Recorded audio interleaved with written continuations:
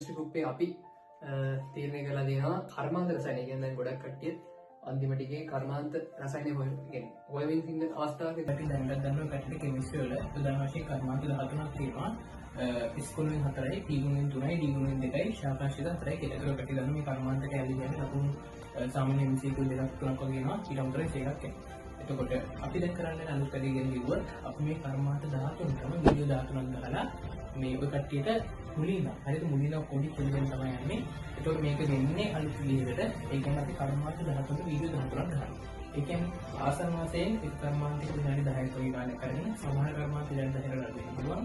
සමහර කර්මාන්ත විනාඩි 10කට ගන්න පුළුවන්. ආසන්න වශයෙන් කර්මාන්ත 13ම පැය දෙකමාරක් වගේ කාලයක ඇතුළත කවර් කරලා ගන්න කර්මාන්තයක වලට පොඩි දෙයක් ලොකු නෝට්ස් තියෙනවා ලොකු වීඩියෝ ගැන තියෙනවා නෙමෙයි. ඒතකොට මේක දෙයක් කරන්නේ ෂෝට් නෝට් එකක් විතර තමයි වැඩි කරන්නේ.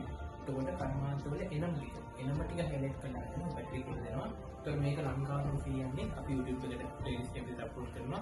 ප්‍රෝග්‍රෑම් එකේ කර්මාන්ත මුලින්ම බින්දුවෙන් පොඩ ගන්න. අපි දන්නවා ටීචින් රෙසිප්ට් එකේ වැඩක් කෙමිස්ට්‍රි ගුප්පේ. ඉතින් අපි දැනට අපේ ක්ලාස් එකේ කියනකොත් එහෙම අපි දැනට මාස 3කට කලින් තමයි ක්ලාස් පටන් ගත්තේ. මේ වෙද්දි පොදු කෙමිස්ට්‍රි සිලබස් එක ඉවර කරලා ඉවරයි මාස 3. හරිද? ඉතින් අපි කර්මාන්ත රසායනය අපි හිතුවා ක්ලාස් එක ගන්න නෙවෙයි වෙනම විනාඩි පොඩි ගණන්වල පොඩි වීඩියෝ කරා කර්මාන්ත රසායනය YouTube එකට අප්ලෝඩ් කරන්න. ඉතින් අලුත් ඇහිට සෙට් කරමු. YouTube එකේ ප්ලේලිස්ට් එක අපේ කෙමිස්ට්‍රි ගුප්පේ channel එකට සබ්ස්ක්‍රයිබ් කරලා වැඩ සෙට් වෙනවා.